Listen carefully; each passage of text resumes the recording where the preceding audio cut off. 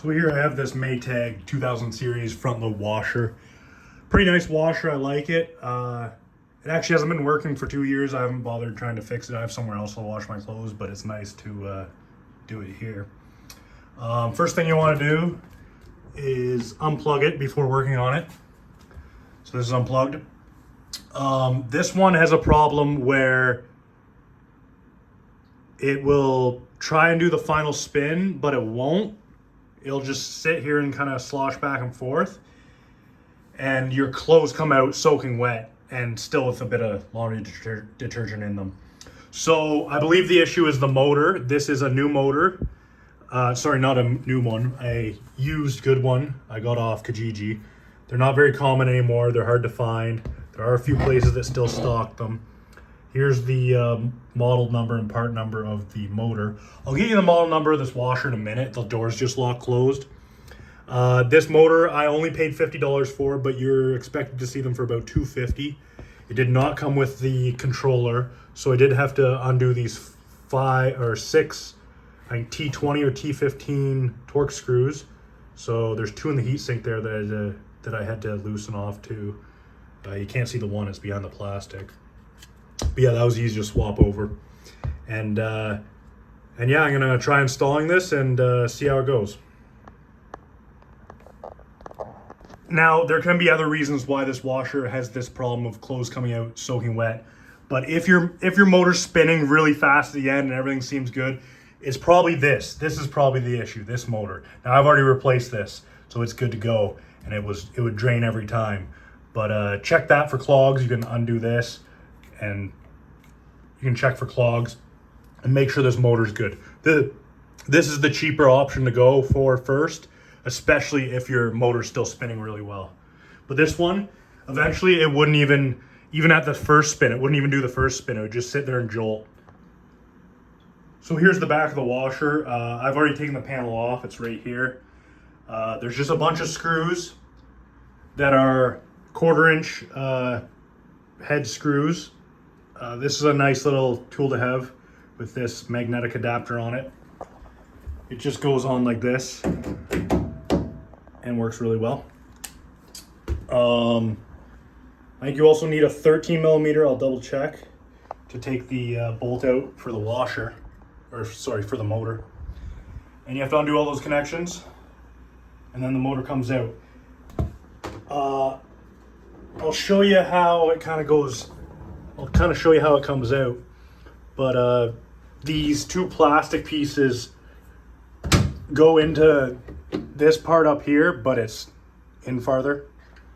I'll show you when it's all put together. I can't film it. It's going to be too hard to film. But yeah, and then the 1 bolt here. So here we got this weird connector with the tab over it here. We have these pink cables going into the left here, and the ground going in right there. And then this ground has to come around here and go on to this tab right here. But I'll do that once it's all in there. So as you can see, these plastic nubs go in like that. They're not fully in all the way. I still have to move them in more. So I'll keep moving them in more, and this 13mm bolt goes through here. So that's all installed. This other ground's on here, and it clips. It goes clip. You can hear it when it engages. And now we just need to put the belt on. So I'm gonna do that next. Then we need to put the back on. The back needs to be on so this sensor can know that it's safe to operate. So here's the belt on. The trick to getting it on is putting it around there and then loosely near here, and then peeling it over, putting it on one side, and then kind of pushing it on as you're turning it. It's kind of hard to explain. I wish I could video it, but I can't. This belt is not in the right position. As you can see, the belt was, the line where the belt was is not where it is right now. So I have to move over 1 tooth on here, down here, and then it should line up. So that I'm going to just push it over as I'm turning it like that. See, it just went over 1 notch. And then I'm gonna do a couple spins, and then now it's lined up here. So we're good there. I'm I'm gonna put the back on and I'm gonna test it out. Also, before putting the back on, you wanna put this support bar back on.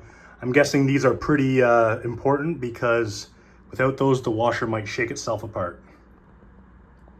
For now, you just wanna put the 2 upper screws in the brace because the other screw goes through here and that screw right there has that slot. So the back's on, it slides up under this flap here. A little tip, when you put your first 5 screws in, don't tighten them all the way down, don't do that.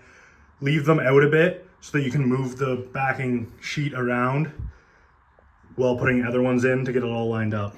But yeah, I'm gonna turn this around, plug it in, and turn it on.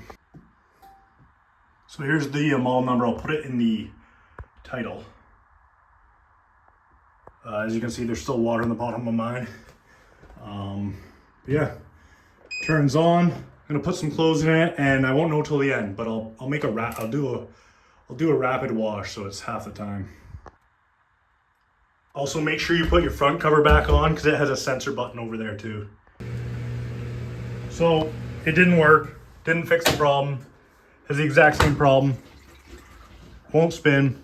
I'm gonna try getting a new motor controller and seeing if that'll work. The repair is the same.